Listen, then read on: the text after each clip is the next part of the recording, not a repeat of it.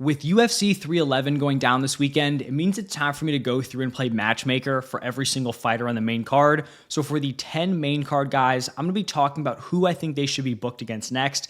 This is not necessarily me predicting what the UFC is going to do. This is pretty much like if I was in charge, these are the fights that I would look to make. Would love to hear your thoughts. Do you agree, disagree with these matchups? You have some different opinions down below. Would love to hear them. But we are going to start off with the champion, the, kind of consensus at this point, pound for pound number one, Islam Makhachev.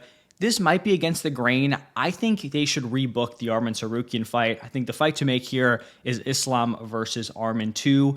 I think Islam is going to stick around at 155 for at least one more fight. Just the fact that this one, he didn't take any damage. It wasn't like a true top tier title defense, not his fault, just, the circumstances of the week. Also the fact that the welterweight title hasn't been booked. So I feel like he can get one more fight in before he kind of takes that jump up to 170. But if he is sticking around at 155, which I expect him to do, I think there's kind of three potential fights here that could happen. One is the fight that I want to see the most. One is the fight that I think they should make, and then one is the fight that I think they will make. So the one that I want to see the most is Islam versus Ilya. That's just like a dream fight between my top two pound-for-pound fighters. It does just seem unlikely, though, with the fact that, Ilya has a lot of potential title challengers down to 145. I just don't think they're going to make that. The one that I think the UFC is actually going to make is the Islam Makhachev-Charles Oliveira rematch. I think the Arman, kind of pulling out here is just the perfect excuse for them to move on, pivot to Oliveira, who's going to bring a lot more fans. He's going to bring more pay-per-view buys.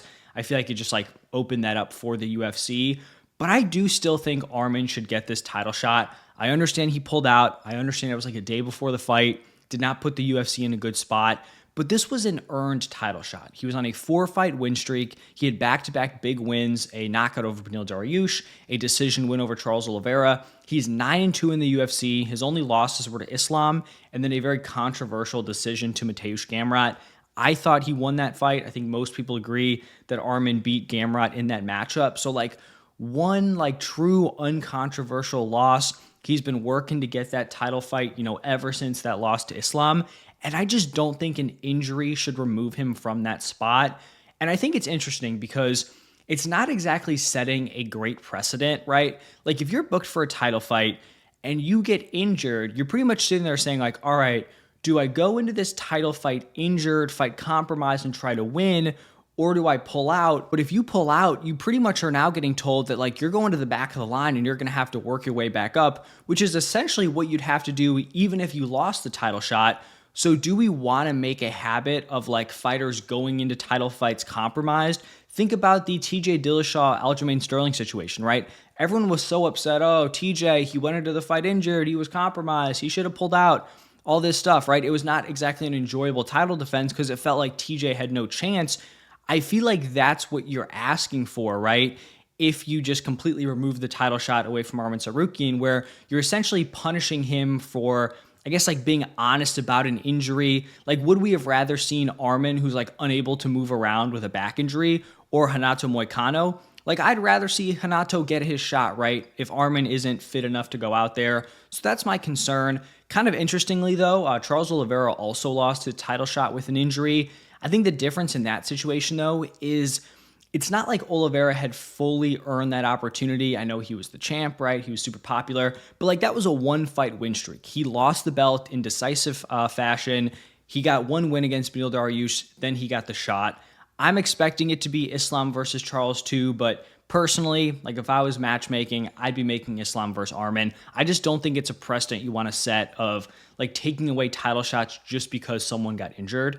Now, looking at the loser of that main event, had to feel bad for Renato Moicano. He got the big opportunity. It was going to be a long shot, could not come through. I think most people are going to be assuming they're just going to rebook the Moicano-Dariush fight. I actually kind of went in a different direction here. I would make Renato Moicano versus Paddy Pimblett. I'm not super interested in that rebooking. I feel like the Moicano-Dariush matchup was Moicano trying to make that push for the title, move up the rankings, make that climb. I feel like after this loss to Islam, there's going to be a little bit of a career shift from Renato Moicano. I think, he was kind of mixing, chasing the belt and going for the big fights, hyping up his matchups. He got the opportunity at the belt. it just was not competitive. Let's get him in some fun matchups. Let's get him on the mic, saying crazy stuff. So these guys have gone back and forth with each other. Paddy's ranked number 13. It's not like he's fighting way down in the rankings. I think it's a fun matchup for the fans. And I do think there should be a little bit of a shift here for Moicano, where he got to the top, didn't go his way. Do we want to fight kind of I don't want to say boring, but there's not going to be a ton of hype behind this Dariush rematch. I think the Paddy fight would be fun. He'd get to talk a lot. I think that's the matchup they should go with here. Now, looking at the winner of the bantamweight title fight, we have the potential bantamweight GOAT, Merab Dvalishvili. A lot of different options, a lot of different names have been thrown out there. I think he should be fighting Petr Yan. The names that I've heard, at least, from the fans, have been Petr Yan, you have the Umar Nurmagomedov rematch, you have the Sean O'Malley rematch, and I've also seen a little bit of Alexandre Pantoja thrown out there. Just going to say it right from the break here. I do not think Sean or Umar really have any standing to get a rematch here. For Umar, I know the fight was competitive, but this man was skyrocketed to a title shot. He has one ranked win, a decision win over Corey Sandhagen. If his last name was not Nurmagomedov, he would not have been sniffing that opportunity. That's not to say he is not a great fighter. He's probably the second best bantamweight in the world, but I just don't think it's fair for someone to get launched into a title shot, you lose, and then as the challenger, the UFC say, you know what, it was pretty competitive. Let's throw him back in there. To me, that's insane. Guys have had to grind their way up. He kind of got the easy road. He had the win against Sandhagen. Once again, not taking away from his skills, but in terms of his path, it was very, very light. I think an immediate rematch would be crazy, and I think he's going to need to build himself up here. I'm talking 2-3 wins before getting back to the title. And then for Sean O'Malley, he wins the belt, got skyrocketed up with the Yan fight, got a nice, favorable title defense against Cheeto, and then he, pretty clearly lost to Merab. I don't need to see a rematch, especially without him picking up at least one more win to get back in the picture. So for Petr Yan here, he has back-to-back big wins against Song Yadong and Deiveson Figuieredo. Looked great in that main event. He's actually the only fighter in the top 8 who is coming off a win. Now the concern here, right, is that we've seen this fight. It was not competitive. Merab, pretty much dominated him for 5 rounds. Didn't do a ton of damage, right? But just put the pace on him, spammed a million takedowns, and Yan couldn't get anything going.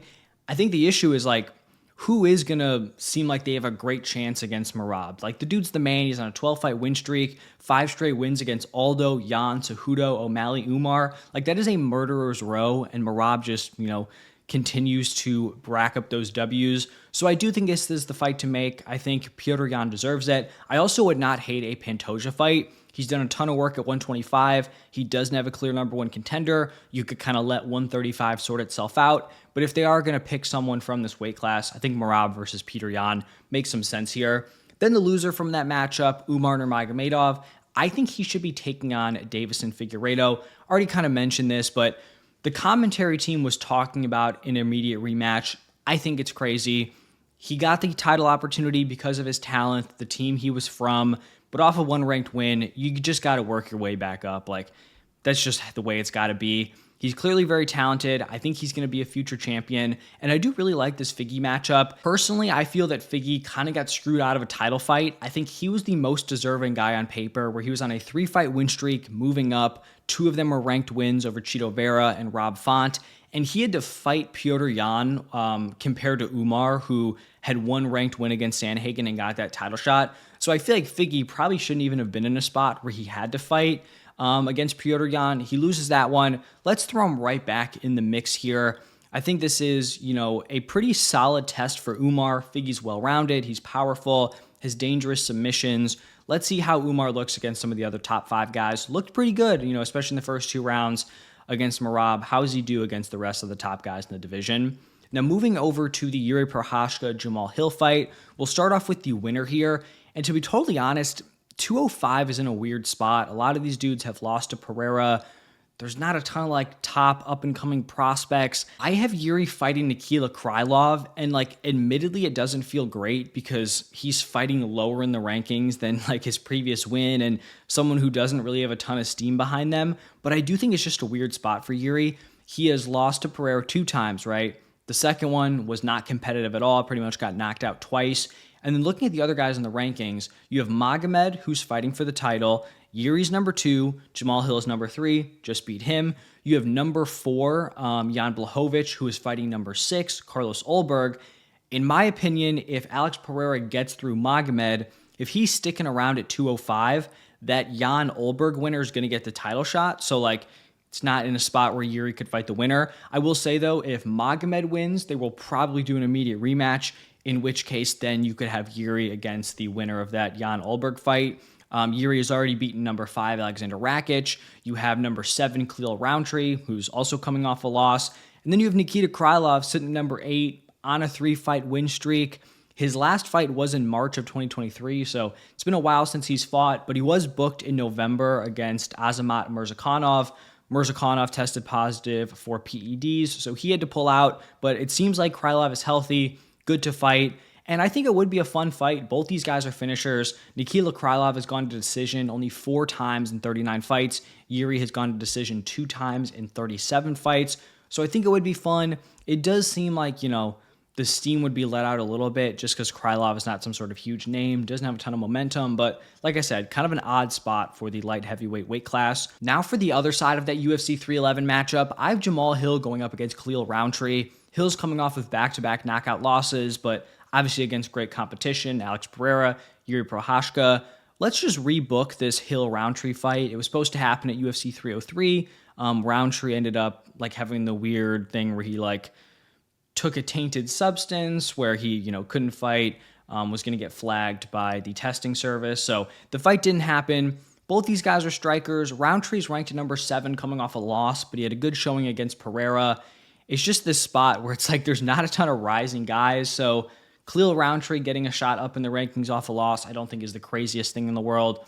On paper, it's a fun fight. Jamahal Hill, Khalil Rountree, that is the fight I would make. Now, looking at the heavyweights here, we have Jailton Almeida, who beat Serghei Spivac. I think Jailton's next fight should be against Ciryl Gane. When you're looking at heavyweight, Jones-Aspinall should be the next matchup. That's obviously what we hope is going to happen here. Jailton is ranked number 6. You have Pavlovich and Blades, who are 4 and 5. Both those guys are booked against other fighters. So pretty much the options at this point are number 2, Ciryl Gane, or number 3, Alexander Volkov. I thought Volkov won that fight against Gane most recently. Gane got the decision win. So you could pretty much put Almeida against either one of those guys. Let's just put him against Ciryl Gane, see how he does with the wrestling. That was obviously the concern. Ciryl Gane out-wrestled by Ngannou, then just ran through by John Jones. Has he made leaps in that area?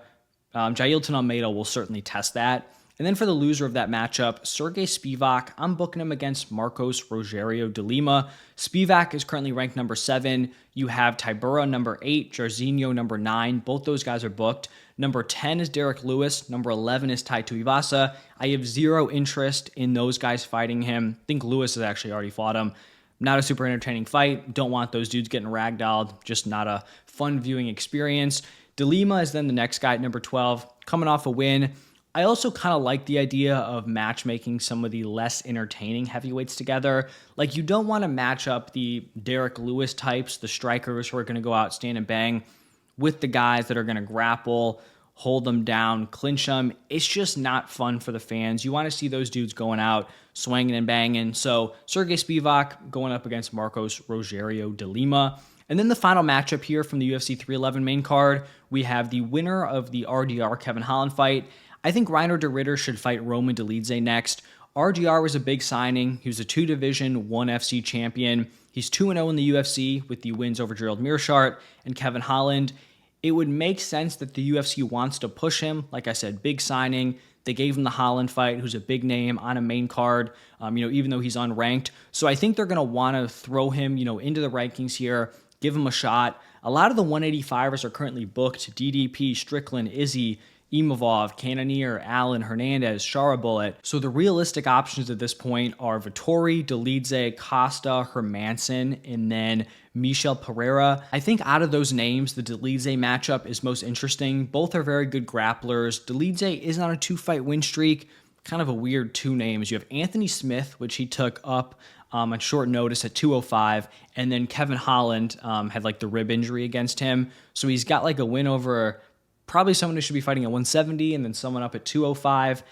I think the interesting thing here with Dolidze is even though he's on 2 wins, has a solid ranking, he's kind of been shown to do the UFC a solid, right? He went up, fought a ranked guy up at 205 on short notice.